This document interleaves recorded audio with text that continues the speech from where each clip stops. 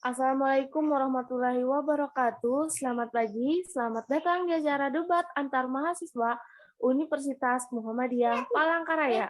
Saya, Nur Hairani, akan memandu jalannya debat pada hari ini. Tema acara debat kita kali ini ialah tentang pencegahan kekerasan seksual di lingkungan pendidikan. Baiklah, sebelum memulai debat, di sini sudah ada dua mahasiswa perwakilan dari pihak pro dan pihak kontra yang sudah bersiap untuk beradu argumen pada hari ini. Namun, sebelum itu saya persilahkan kepada pihak pro dan pihak kontra untuk memperkenalkan diri terlebih dahulu. Baik, terima kasih. Selamat pagi semuanya. Perkenalkan saya dari Kubu Pro. Nama saya Hasanah Putri Nurani dari Prodi Pendidikan Guru Sekolah Dasar semester 3 Fakultas Keguruan dan Ilmu Pendidikan Universitas Muhammadiyah Palangkaraya. Demikian dari saya. Salam kenal dan salam sehat semuanya. Kenalkan, nama saya Junaidi Pratama dari Kubu Kontra dari Prodi Pendidikan Guru Sekolah Dasar semester 3 Fakultas Keguruan dan Ilmu Pendidikan Universitas Muhammadiyah Palangkaraya. Salam kenal dan salam sehat semuanya. Baik, terima kasih. Dan perlu saya informasikan, acara debat kali ini diadakan untuk menjembatani adanya perbedaan pandangan dari kedua narasumber. Diharapkan dengan adanya forum debat ini, kedua narasumber bisa menjelaskan persepsi masing-masing sehingga terbangun diskusi yang menarik. Sebelum memulai acara debat kali ini, izinkan saya untuk membacakan peraturan dari acara debat hari ini. Yang pertama, acara debat hari ini menggunakan sistem 1-1 yang dibagi menjadi pihak pro dan kontra yang akan mendebatkan mosi yang dibawakan pada lomba debat kali ini. Yang kedua, setiap pembicara baik dari pihak pro maupun dari pihak kontra diberikan waktu 5 menit untuk menyampaikan argumennya. Yang ketiga, tanggapan langsung diperbolehkan saat pembicara lawan berbicara setelah menit pertama dengan ditandai dengan raise hand atau interupsi langsung saat argumen dibawakan atau sesudah argumen. Dan yang keempat atau yang terakhir, tanggapan langsung hanya diperkenakan 1 kali oleh pembicara lawan dan waktu maksimal 30 detik dan dihitung sebagai waktu bicara untuk pembicara yang sedang mendapat giliran. Baik, itulah dia peraturan dari acara debat hari ini. Sebelum memasuki mosi pada hari ini, izinkan saya menunjukkan cuplikan video berikut ini. Dipersilahkan.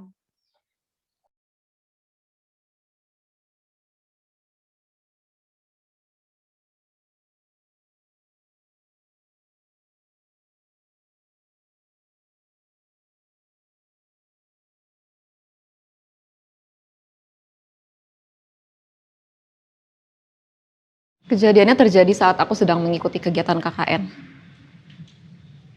Aku bingung harus lapor kemana. Saya mendampingi mahasiswi saya yang sudah berani melaporkan pelecehan seksual yang ia terima dari temannya. Kami tengah menginvestigasi kasus kekerasan seksual di kampus dan menuliskannya di laman pers kampus untuk mengangkat suara korban. Pada akhirnya, aku menemukan keberanian untuk melaporkannya ke pembimbing akademikku. Tapi tanggapannya... Sangat sulit untuk menjelaskan ke atasan di fakultas bahwa mahasiswi saya itu korban, bukan pemicu kekerasan seksual. Ketika tulisan kami dibaca, suara korban mulai bergema dan teman-teman serta beberapa dosen meminta pertanggungjawaban kampus secara terbuka. Mengecewakan. Aku dipertemukan dengan si pelaku dan diminta untuk memaafkan orang yang sudah melecehkan aku. Bagaimana bisa mahasiswi korban pelecehan seksual di kampus malah dianggap telah melanggar tata tertib kesusilaan? Kami dan korban malah mendapat ancaman DO dan pemberhentian menjadi dosen karena dituduh telah mencemari integritas kampus. Sejak itu aku sangat terpukul. Aku kesulitan menyelesaikan skripsi dan mengikuti kegiatan-kegiatan lain di kampus. Perjuangan saya membela hak pendidikan mahasiswi yang menjadi korban kekerasan seksual malah membuat saya diancam mutasi. Kami melihat pelaku masih melenggang bebas di kampus, sedangkan korban terancam putus kuliah karena depresi berat. Aku harus menjalani pengobatan depresi karena masih melihat pelaku di kampus. Di manakah keberpihakan kita sebagai pendidik yang sesuai amanah Sisdiknas? Bagaimana kebebasan akademik dapat tercipta bila orang-orang di kampus belum merdeka dari kekerasan seksual? Siapa lagi di kampusku yang masih dapat aku percaya?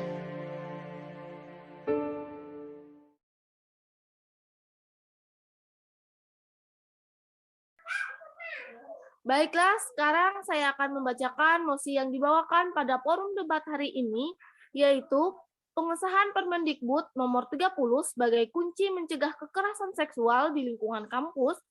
Adapun latar belakang dari mosi ini ialah dengan maraknya kekerasan seksual yang terjadi di lingkungan kampus, menarik perhatian dari masyarakat dan pemerintah yang akhir-akhir ini, di mana kasus kekerasan seksual ini dilakukan oleh oknum dosen terhadap mahasiswa yang ingin belajar maupun konsul, di mana perbuatan tidak senonoh itu dilakukan oleh oknum dosen terhadap mahasiswi yang menyebabkan tekanan pada korban.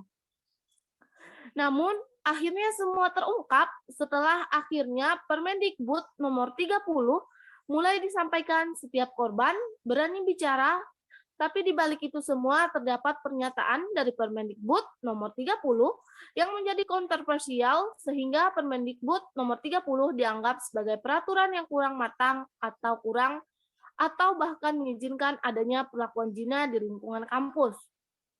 Baik, pihak pertama yang akan memberikan argumennya terlebih dahulu ialah pihak pro. Waktunya 5 menit dimulai saat Anda berbicara. Waktu dan tempat saya persilahkan. Terima kasih moderator atas kesempatan yang diberikan. Melihat keadaan yang terjadi di sekitar kita saat ini yang memprihatinkan bagi mahasiswi dan pelajar perempuan, saya setuju dengan mosi yang dibawakan kali ini. Karena jika kita melihat kembali kasus-kasus sebelumnya, Permendikbud 30 sebagai bentuk amanat bagi perguruan tinggi untuk melakukan pencegahan kekerasan seksual. Di sini saya mengambil contoh yang baru-baru ini terjadi di Universitas Negeri Jakarta. Pelakunya adalah seorang dosen yang melakukan tindakan tidak pantas kepada sejumlah mahasiswi. Pelaku di sini melakukan pelecehan dengan nada merayu, juga mengirim pesan mesum kepada sejumlah mahasiswi yang meminta bimbingan, bahkan mengajak mereka menikah, hingga memaksa agar bisa datang ke rumah korban. Hal ini benar-benar memprihatinkan di mana dosen sebagai tenaga pendidik seharusnya mengajar dan menjadi tauladan yang baik bagi mahasiswa, tapi sebaliknya dalam kasus ini dosen malah yang menjadi si penekan, yang menekan korban, serta menjadi contoh yang tidak baik. Hal ini perlu diperhatikan lagi di masa depan, maka ditetapkannya Permendikbud nomor 30 ini menjadi jalan yang benar. Lalu pada pasal nomor 6 dijelaskan aturan dimaksud. Di situ disebutkan perguruan tinggi wajib melakukan pencegahan kekerasan seksual melalui pembelajaran, penguatan tata kelola, dan penguatan budaya komunitas mahasiswa, pendidik, dan tenaga kependidikan. Kita semua pasti sepakat menganggap bahwa kekerasan seksual bukanlah perbuatan yang dapat ditoleransi karena dampaknya besar bagi para korbannya, baik secara psikis maupun secara fisik mereka. Oleh karena itu, banyak regulasi yang dibentuk oleh pemerintah sebagai bentuk perlindungan kepada korban. Dengan disetujuinya Permendikbud nomor 30 ini diharapkan dapat memberantas kekerasan seksual yang ada di lingkungan pendidikan, terutama di lingkungan kampus, sebagai tempat belajar bagi mahasiswa dan juga menjamin keamanan serta kenyamanan dalam menuntut ilmu. Selain itu, tujuan dari dikeluarkannya peraturan ini adalah sebagai upaya pencegahan kekerasan seksual di lingkungan perguruan tinggi, bukannya malah mendukung adanya perzinahan. Kekerasan seksual yang dimaksud di dalam Permendikbud Ristek ini diartikan sebagai bentuk perbuatan yang dilakukan secara paksa tanpa persetujuan dari korban. Dan juga perlu diperhatikan lagi di sini, bagi kampus yang tidak mau menerapkan Permendikbud 30 dalam lingkungan kampus, seperti yang sudah diungkapkan Pak Nadiem Makarim, yaitu sebagai bukti keseriusan dalam menangani kasus kekerasan seksual di lingkungan kampus. Pak Nadiem bahkan mengancam akan menurunkan akreditasi kampus yang ternyata tidak melaksanakan Permendikbud nomor 30 tahun 2021. Pengenaan sanksi ini tertuang pada pasal 19 Permendikbud nomor 30 tahun 2021 yang berbunyi, perguruan tinggi yang tidak melakukan pencegahan dan penanganan kekerasan seksual dikenai sanksi administratif berupa A. Penghentian bantuan keuangan dan bantuan sarana dan prasarana untuk perguruan tinggi, dan atau B. Penurunan tingkat akreditasi untuk perguruan tinggi. Di mana Pak Nadiem menganggap bahwa jika tidak diberikan sanksi seperti ini, maka tiap kampus dan tiap perguruan tinggi tidak akan benar-benar merasakan upaya pemerintah dalam menangani kekerasan seksual di lingkungan kampus dan perguruan tinggi. Dan rantai dari kasus kekerasan seksual akan terus berjalan, yang berbahaya bagi mahasiswa dan terutama mahasiswa perempuan. Demikian argumen dari saya, dan untuk mengakhiri argumen saya ingin berpesan bagi kita semua, terutama bagi kaum wanita, kaum yang hebat dan kuat, yaitu lawan. Jangan sampai kamu direndahkan atau dilecehkan dengan berbagai alasan. Harga dirimu itu bernilai tinggi dan berharga, dan selalu jaga dirimu. Demikian dari saya, terima kasih. Terima kasih atas argumen dari pihak pro, dan sekarang kita akan mendengarkan argumen dari pihak kontra. Waktunya 5 menit dimulai saat Anda berbicara. Waktu dan tempat saya persilahkan. Baik, terima kasih atas kesempatan yang diberikan oleh moderator. Seperti yang diungkapkan oleh Pak Prof sebelumnya, saya mengutip salah satu argumen, yaitu kekerasan seksual dalam Permendikbud nomor 30 ini diartikan sebagai bentuk perbuatan yang dilakukan secara paksa. Yang mana artinya bila perbuatan tersebut dilakukan dengan persetujuan dari korban, maka hal ini bisa jadi sah-sah saja. Terutama bagi orang-orang yang memiliki kuasa di lingkungan kampus yang bisa saja mengancam bahkan memberikan bukti-bukti palsu bila ada kekerasan seksual. Bahwa semua itu menunjukkan bahwa Permendikbud 30 ini masih memiliki celah yang sangat besar. Dalam hal ini, dalam mosi ini saya tidak setuju. Di mana melihat peraturan ini sangat tanggung dan kurang matang, di mana hanya menelisik kekerasan seksual dari paksaan. Selain itu, bila ada persetujuan dari korban, semua itu akan berbeda lagi ceritanya.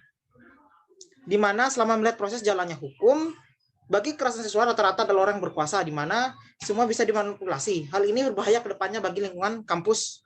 Dan juga karena itu perlu adanya kajian ulang dalam Permendikbud nomor 30 ini. Saya juga mengutip pasal dari Permendikbud nomor 30, yaitu pasal 5 ayat 1 dan 2 yang berbunyi demikian. Pada ayat pertama, kekerasan seksual mencakup tindakan dari yang dilakukan secara verbal, non-fisik, fisik, dan atau melalui teknologi informasi dan komunikasi. Dan ayat 2-nya berbunyi, kekerasan seksual yang maksud pada ayat 1 meliputi memperlihatkan alat kelaminnya dengan sengaja, dengan tanpa persetujuan dari korban, mengambil, merekam, dan atau mengedarkan foto, dan atau rekaman audio, dan atau visual korban yang bernuansa seksual tanpa persetujuan korban. Kemudian mengunggah foto tubuh dan atau informasi korban yang bernuansa seksual tanpa persetujuan korban. Kemudian menyebarkan informasi terkait tubuh dan atau pribadi dari korban itu sendiri yang bernuansa seksual tanpa persetujuan korban. Kemudian membujuk, menjanjikan, melakukan sesuatu, dan atau mengancam korban untuk melakukan transaksi atau kegiatan seksual yang tidak disetujui oleh korban. Kemudian menyentuh, mengusap, meraba, memegang, memeluk, mencium, dan atau menggosokkan bagian tubuh pada tubuh korban tanpa persetujuan korban. Serta yang terakhir yaitu membuka pakaian korban tanpa ada persetujuan korban. Nah, pasal ini menunjukkan bahwa kelemahan dari Permendikbud 30 masih memberikan celah bahwa mengizinkan kekerasan seksual itu sendiri dengan adanya persetujuan dari korban. Di mana ini akan menjadi bom waktu bagi mahasiswi dan bisa menjadi tekanan bagi mahasiswi di tengah penyalahgunaan kekuasaan dan adanya ancaman dari oknum dosen di kampus. Karena itu, dalam persetujuan dari Permendikbud nomor 30, saya kurang setuju. Kemudian dan perlunya ada pengajian ulang di mana semua kekerasan seksual, baik itu disengaja maupun tidak disengaja, baik ada persetujuan maupun tidak perlu adanya persetujuan, itu perlu ditindak ulang untuk menciptakan kampus yang aman dan nyaman bagi seluruh mahasiswa. Demikian dari saya, terima kasih. Baik, terima kasih atas argumen dari pihak pro. Dan masih ada sisa waktu, apakah ada interupsi dari pihak pro? Mohon izin interupsi.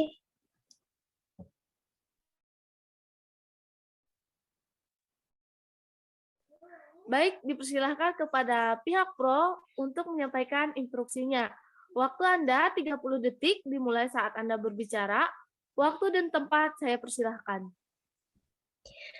Baik, terima kasih atas kesempatannya moderator. Bila kita melihat lagi bahwa Permendikbud nomor 30 diperuntukkan untuk kekerasan seksual, yang artinya ada tindakan paksa yang dilakukan oleh pelaku kekerasan di dalamnya. Bila adanya persetujuan dari korban, bisa dibilang itu adalah hal yang berbeda, yang diartikan sebagai hal yang mempunyai izin dari pihak yang bersangkutan, sehingga terkait pernyataan tersebut bisa dianggap hal yang berbeda. Terima kasih. Demikian dari saya, terima kasih. Baik, itulah instruksi dari pihak pro. Silahkan pihak kontra untuk menanggapi instruksi dari pihak pro. Waktu Anda 30 detik dimulai saat Anda berbicara. Waktu dan tempat saya persilahkan. Terima kasih atas kesempatan yang diberikan. Menanggapi argumen yang dibawakan dari pro, saya rasa itu hal yang salah dan malah merujuk pada hal zina, di mana tidak akan menciptakan lingkungan kampus yang aman dan nyaman, melainkan malah bisa memperburuk keadaan. Di mana disebabkan ada izinnya dari pihak terkait dapat menciptakan suatu kondisi yang berbahaya bagi mahasiswanya, di mana mahasiswa bisa saja digoda maupun dirayu oleh oknum, sehingga mahasiswa dapat memberikan izin pada oknum. Karena itu, sebaiknya peraturan dibuat setegas dan seketat mungkin bagi mahasiswa dan mahasiswi yang meliputi bersikap, berpakaian, dan sebagainya. Dan juga dalam peraturan tersebut juga patut atau wajib melingkupi juga dari staf, karyawan, serta dosen di universitas yang ada. Demikian dari saya, terima kasih. Baik, itu dia tanggapan dari pihak kontra untuk interupsi pihak pro, sekaligus mengakhiri debat kita pada hari ini. Hal yang bisa saya rangkum pada acara debat kali ini ialah Permendikbud sebagai kunci pencegahan kekerasan seksual sangat berharga untuk menuntaskan mata rantai kekerasan seksual di lingkungan kampus dan juga sebagai amanat bagi seluruh perguruan tinggi untuk wajib melaksanakannya.